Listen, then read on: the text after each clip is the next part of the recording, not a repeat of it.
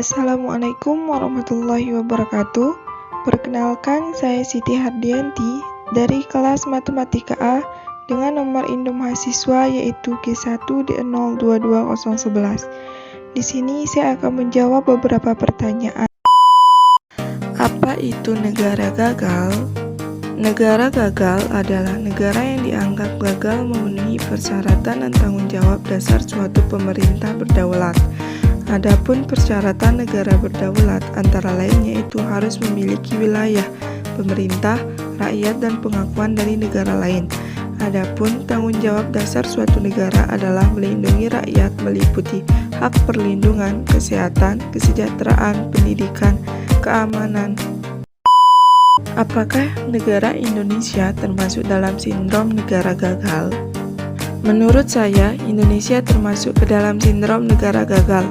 Walaupun persyaratan negara berdaulat sudah terpenuhi, namun beberapa tanggung jawab dasar suatu negara belum terpenuhi. Selain itu, sistem pemerintahan yang berantakan dan kasus korupsi juga mempengaruhi suatu negara, karena pemerintahan merupakan pusat dari negara dan sebagai pengatur jalannya suatu roda kehidupan suatu negara.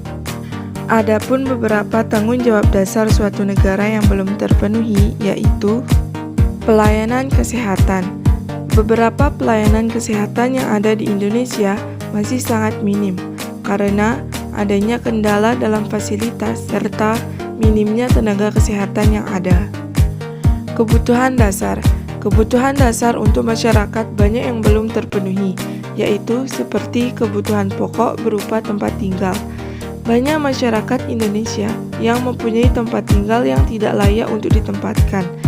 Oleh karena itu, perlu perhatian pemerintah terhadap masyarakat yang kekurangan tempat tinggal. Pelayanan pendidikan. Pelayanan pendidikan di Indonesia untuk saat ini cukup membaik. Pelayanan pendidikan di Indonesia dalam proses pemulihan karena sistem pembelajaran daring menuju sistem pembelajaran tatap muka. Namun, ada beberapa sekolah yang kurang layak untuk ditempatkan, terutama sekolah di daerah pedalaman. Oleh karena itu, perlunya perhatian pemerintah untuk memperbaiki sekolah-sekolah tersebut. Kasus korupsi. Kasus korupsi pada tahun ini juga semakin banyak.